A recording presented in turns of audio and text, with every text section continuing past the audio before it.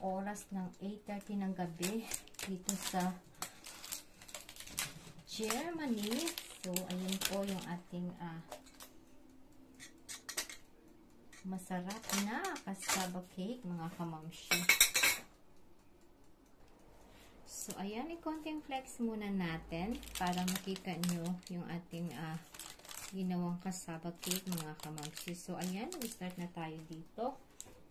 So, bilisan na natin, mga kamamshi, kasi naghihintay na yung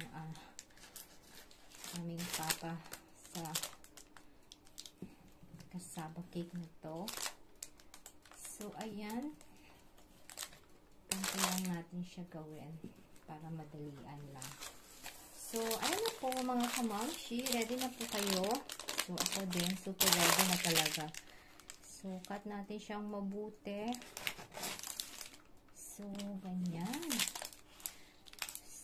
So, mga kamamshi, ayan po yung ating cheesy cassava cake, mga kamamshi. So, guro ko lang siya ng konti para ma-prepare ko yung aking so, hopefully, nakikita siya. So, ayan, mga kamamshi, start na natin. So, ayan po, super perfect, mga kamamshi.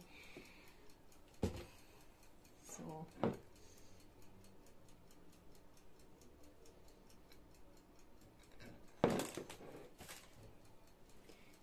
ayan, mga kamamshi, yung ating cassava cake. Sarap, super lambot.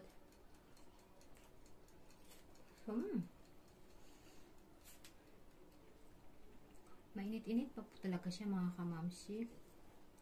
So, ayan po, diba? Nakikita nyo yung ating perfect na cheesy cassava cake, mga kamamshi. So, ayan, happy baking everyone. So, ito na yung magiging merienda dinner namin for today's, mga kamamshi. So, ayan, happy Friday po sa ating lahat. And, ciao, ciao!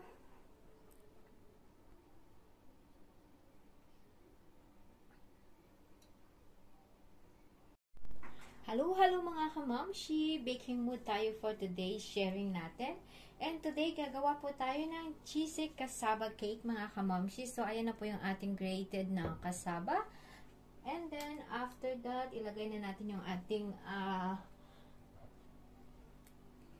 coconut milk. Siyempre, yung ating condensed sweet.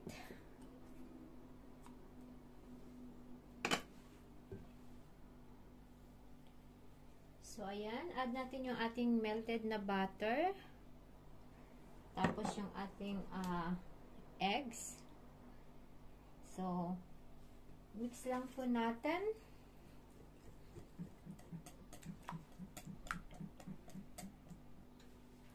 So, ayan. Na-mix na natin ng mabuti. So, after nito, pwede po kayong mag-use ng iba. Pero, ako po, gagamit po ako ng cream, mga kamamshi. So, ayan. I-mix natin uli. So, continue lang tayo na ng mixing. So, after po niyan, lagay tayo ng ating all-purpose flour. So, dapat i-ganto po natin siya. Mixala or shifting. So, ganyan. Tapos, add natin yung ating vanilla sugar, yung ating salt, and yung ating cheddar cheese or any kind of cheese, mga kamamshi. And then, mix natin uli. And, itong recipe na to, mga kamamshi, is well recommended po talaga. So, maraming times na akong gumawa nito. Na-adjust ko na yung tamis niya. And then, itong 1 can na condensed sweet is perfect na po para sa akin, mga kamamshi. So, ayan.